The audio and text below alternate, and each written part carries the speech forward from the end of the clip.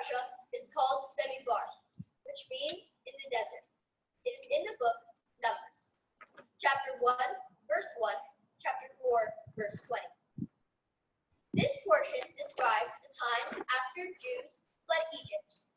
Moses spoke to the tribe leaders and assigned each tribe a specific task in protecting the tabernacle.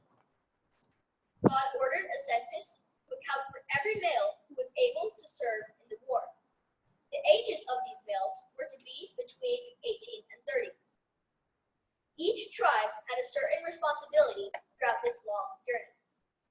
This portion gives us an idea on how structure was needed to be put in place in order for all tribes to work together to accomplish what Moses had asked of his sons. We understand that the tabernacle was a sanctuary or place of worship used to pray. The tribes were to protect it by any means necessary. The tribes were assigned responsibilities based mainly on their abilities.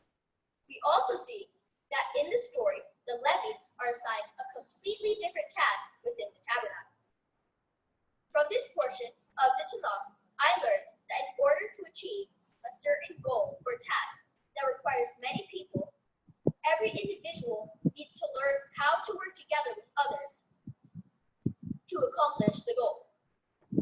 In the case of the tribes, although each tribe was different, they all agreed that they had to protect this sanctuary, which was part of their foundations of beliefs. As I read this story, there are many thoughts that come to mind on how this relates to the present day. For example, at our temple, we have a large community. Within this community, we accept people who are different from one another in many ways, by gender, race, cultural background, nationality, and so on.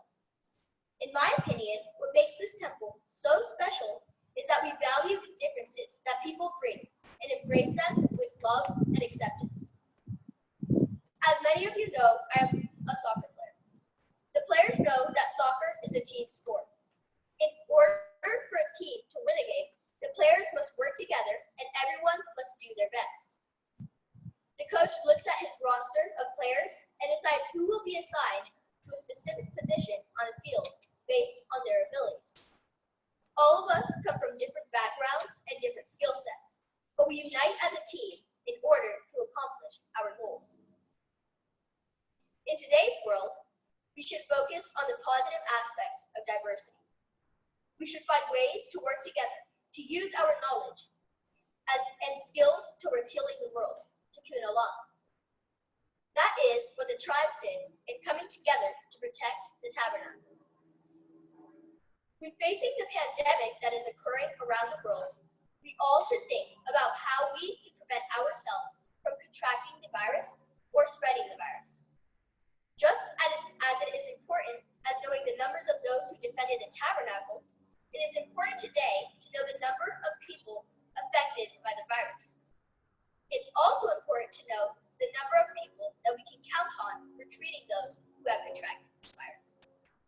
Every person in the world plays a role in fighting this virus. The number of people that have been affected is in the millions, but can continue to affect everybody if we are not careful. Every single person in the world plays a role and has a purpose in our society.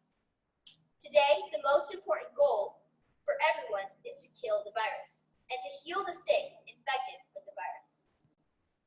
As a society, we have been given the tools and instructions on how to accomplish our goal. We have a responsibility to obey the laws and regulations put in place in order to prevent this crisis from spreading further and infecting more people. Washing our hands, keeping social distancing, avoiding people who are sick, staying home, and even cleaning the frequently touched areas can largely help many individuals from contracting this virus as well as spreading the virus. This allows the medical professionals to do their job, which is to heal the sick infected with the virus. This shows how everyone's actions affect one another and how all our roles are interconnected to serve the common purpose. The responsibility towards others makes us a global community and calls for a better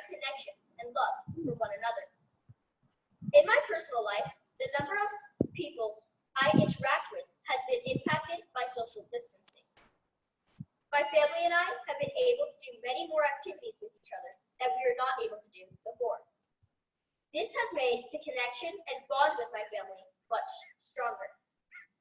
In these difficult times, it's important to value the people you love and those that play an important part in your life. I would like to take this opportunity to thank those of you who have helped me throughout my journey to become the man I am today. First, I would like to thank all of my Jaeden Guild and Massage Shalom teachers who have played an important part in my Jewish education.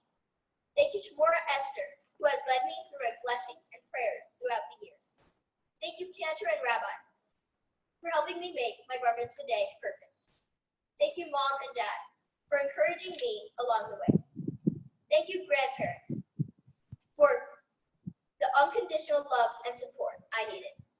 And thank you, Alana, for the little push I needed to complete the work. And thank you to all my family and friends who have joined us virtually, who have really made this day a special and unique bar mitzvah, one that I will never forget. I look forward to celebrating with all of you in person next year. Shabbat Shalom. Shabbat Shalom.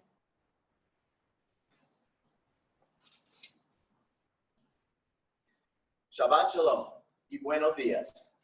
We would like to take the opportunity to thank all of our family and friends who have joined us virtually to celebrate this day. Although it is not how we had planned it, the fact that we are honoring Jaeden today speaks volumes in how under unprecedented times we can come together as a community. Jaeden, we are very proud of you in accomplishing such an important milestone today. I must say that you have truly impressed us during this time. COVID did not break your spirit or your willingness to continue studying for your bar mitzvah and preparing for today. You have showed a great deal of dedication, patience, resilience, and a sense of calm. There were even times where you looked at us and said, it's gonna be okay. We ask ourselves, how does this 13-year-old seem so mature and poised? Your mother would say, you have been here before.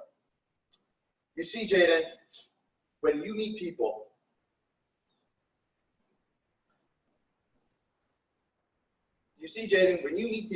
you have a special light that surrounds you. And many people you come across say that you are an old soul.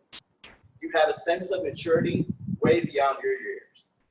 There have been moments in your young life that you have had to make decisions that are hard for a young man. But you have always been able to step up when it really matters. This has been a true test of your character and the mensch that you have become. May your light always shine, and remember, nothing can dim the light that shines from within. We love how you embrace who you are. You understand and appreciate your diversity. You see, son, you are the best of two worlds. You carry diverse traditions, cultures, and a history from many different backgrounds. But today, you are taking a long-time tradition to carry on Judaism, a tradition that your great-grandparents and grandparents were not always able to share openly.